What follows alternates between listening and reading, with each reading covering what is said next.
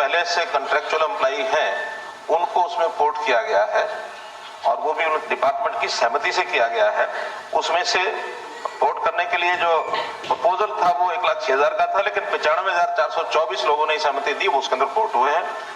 इसी प्रकार जो नए लोग जिनकी डिमांड डिपार्टमेंट से आती है और जो अनुभवी लोग हैं, पहले से जो हमारे पास इसका डाटा है कि अनुभवी लोग हैं, किसी कारण से पहले कॉन्ट्रेक्चुअल थे, वो छूट गई, बाद में फिर उन्होंने उसको अप्लाई किया, उनमें 6,736 लोगों की जो दोबारा से डिमांड आई है, जिसमें से 4,380 बल्कि जो डिमांड आई है वो सिलेक्ट करके उनको हमने ऑफर लेटर दिए हैं। 4,380 लोगों ने उसमें से ज्वाइन कर लिया है। शेष का भी समय है जो उसको ज्वाइन करें। पहली बात तो ये है कि ये व्यवस्था शुरू क्यों की गई, क्योंकि बहुत से एम्प्लॉइज जो हमारे आउटसोर्सिंग पर ठेकेदार प्रथा के माध्यम से आते थे और लगातार एम्प्लॉइज के और भिन्न भिन्न ऑर्गेनाइजेशन ने कहा कि इस ठेकेदारी प्रथा को किस तरीके से खत्म किया जाए, क्योंकि ऐसे आउटसोर्सिंग के जितने भी कर्मचारी हैं उनका शोषण बहुत होता था। न उनको ईपीएफ का लाभ मिलता था, न उनको ईएसआई का लाभ मिलता था। तो इस प्रकार की बहुत सी समस्याएं थी, जिसमें से लंबे विचार के बाद हमने कहा कि ठीक है, आउटसोर्सिंग रखना तो सरकार को पड़ता ही है, क्योंकि जो स्थायी नौकरियां हैं उसके लिए हमारी व्यवस्था अलग है। वो स्टाफ सिलेक्शन कमीशन है, वो एचपीएससी है, या कहीं कहीं जो अलग से व्यवस्थाएं जो बनी हुई है वो सब परमानेंटली अलग से हैं। लेकिन जहां आउटसोर्सिंग किसी डिपार्टमेंट की इमीडिएट डिपार्टमेंट की डिमांड है, उसको ठेकेदारों के माध्यम से लिया जाता था, उसके लिए ये बनाया गया है एचकेआरएन। और इसमें भी ये ठीक है कि ये बिल्कुल अस्थायी नौकरी है, 1 साल के लिए होती है। 1 साल के बाद उसको जैसे बाकी भी पहले भी उसकी एक्सटेंशन मिलती है तो उस हिसाब से ही होगा। ये कोई परमानेंट नौकरी नहीं है। परमानेंट नौकरी का तो अलग से हमने, जैसे ग्रुप सी का भी सीईटी हुआ है, अब उसमें से नौकरियां लगभग 30-35 हजार की रिक्वेशन आ गई है।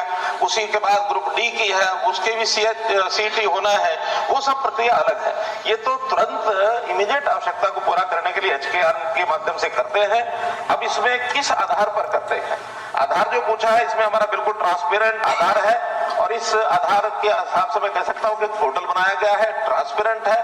उसमें पहली प्राथमिकता जो पहले से एक्सपीरियंस लोग हैं उनको लिया जाता है। अगर एक्सपीरियंस लोग उपलब्ध ना हो तो फिर उस पोस्ट के लिए उसी पोर्टल में एक एडवर्टाइजमेंट दे करके कि ये हमारे पास इतनी सीटें हैं, अगर कोई और अप्लाई करना चाहता है अप्लाई करे।